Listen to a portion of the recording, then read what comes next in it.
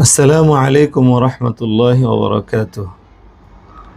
রাসূলুল্লাহ সাল্লাল্লাহু আলাইহি ওয়াসাল্লামের আহাদিসে মুবারাকার মাঝ থেকে সংক্ষিপ্ত একটি হাদিস আপনাদের সামনে উপস্থাপন করছি।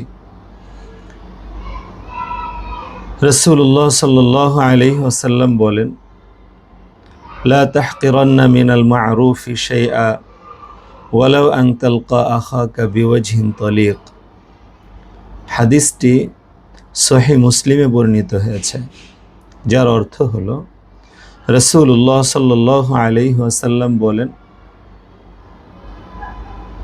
নেক আমলের কোনো কিছুকেই তুচ্ছ জ্ঞান করো না, হোক না তা তোমার অপর ভাইয়ের সাথে হাসি মুখে সাক্ষাৎ করা।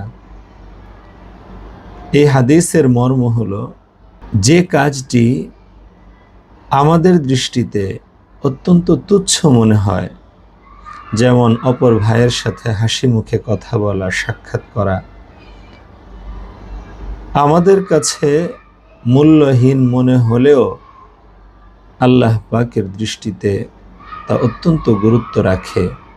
হতে পারে আল্লাহ পাককে খুশি করার জন্য কেউ যদি অপর মুসলিম ভাইয়ের সাথে হাসি মুখে সাক্ষাৎ করে, কথা বলে, আল্লাহ পাক তার এই আমলের প্রতিদান এত বেশি দান করবেন যার কল্পনাও বান্দার ছিল না। আল্লাহ রব্বুল আলামিন আমাদের সকলকে প্রতিটা নেক আমল, বড় হোক চাই ছোট হোক, গুরুত্বের সাথে করার তৌফিক দান করেন।